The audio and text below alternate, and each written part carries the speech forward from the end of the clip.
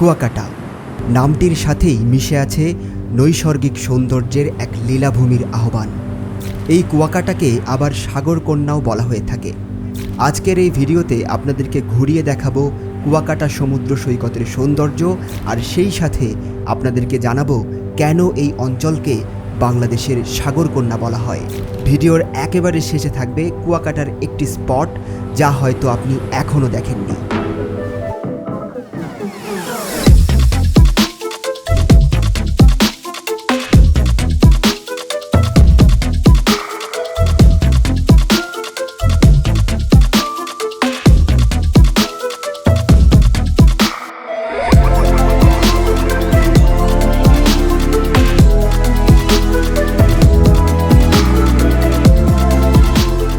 বাংলাদেশের বরিশাল বিভাগের পটুয়াখালী জেলার কলাপাড়া উপজেলায় অবস্থিত এই কুয়াকাটা সমুদ্র সৈকত।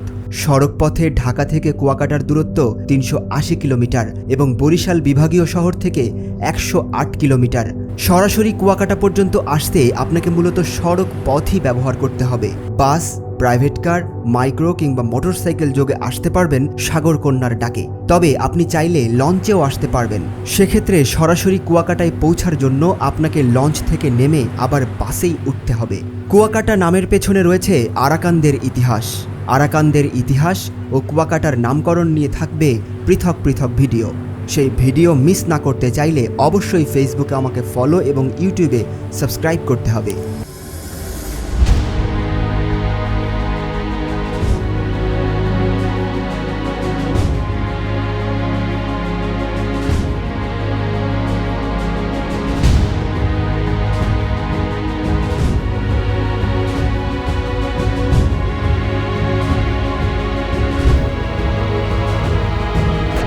মহান আল্লাহর সৃষ্টির অপার সৌন্দর্যের এই লীলাভূমিকে ডাকা হয় সাগরকন্যা নামে। সাগরকন্যা বলার অন্যতম কারণ হল এর প্রাকৃতিক সৌন্দর্য।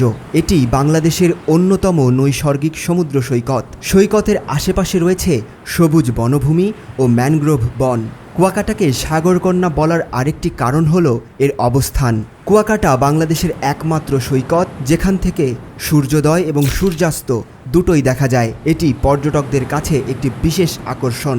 এছাড়াও কেউ কেউ মনে করেন এই অঞ্চলে নদী এবং সমুদ্রের অদ্ভুত মেলবন্ধনের কারণেও একে সাগরকন্যা বলে ডাকা হয়।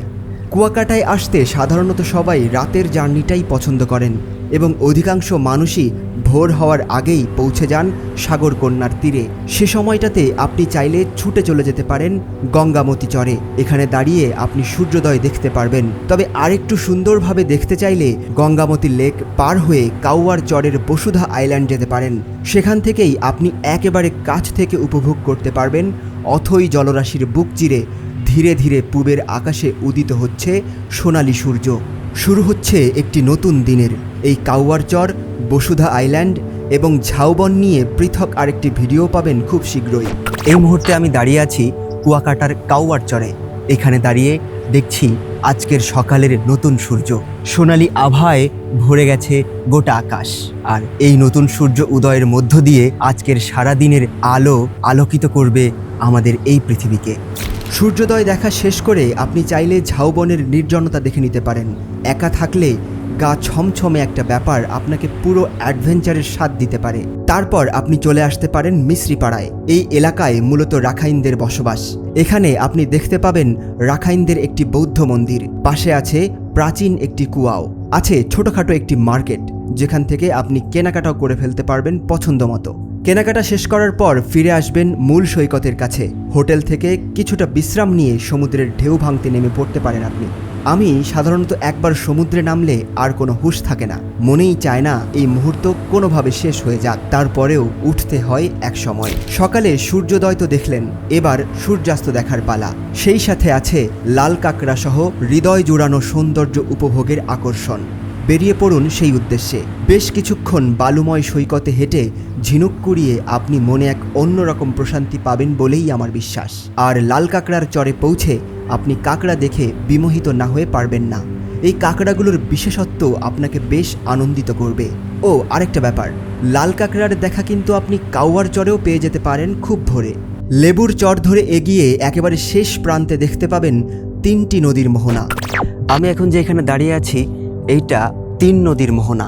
এইখানে ওই সামনে পায়রা নদী, আমার পেছনটাতে আছে আন্ধারমানিক নদী যেটা এই সাইড দিয়ে বেরিয়েছে, আর এই দিকটাতে আছে বিষখালী নদী। এইটাকে 3 নদীর মোহনা বলা হয়। কুয়াকাটাতে যারা ভ্রমণ করতে আসেন সাধারণ পর্যটকরা সাধারণত এই দিকটাতে খুব একটা আসেন না। এটা হচ্ছে লেবুর চর, এবং যেখানে সূর্যাস্ত দেখা হয় মোটামুটি তার থেকে একটুখানি এগিয়ে এলেই আপনি এই জায়গাটা দেখতে পারবেন।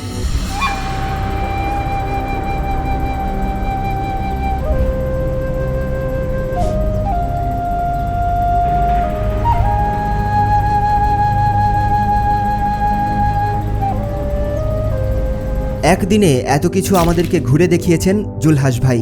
চলেন তার থেকেই জেনে নিই একদিনে কুয়াকাটায় কোথায় কোথায় ঘুরতে পারবেন।